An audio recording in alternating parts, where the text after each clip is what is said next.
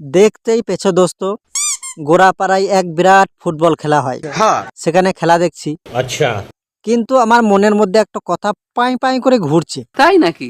আচ্ছা দোস্ত, এই যে ফুটবলটাকে যে পারছে সে গায়ের জোরে লাথি মারছে, যদি এই ফুটবলের জায়গায় তোমার শত্রুকে রেখে দেওয়া হয় তাহলে কেমন হবে?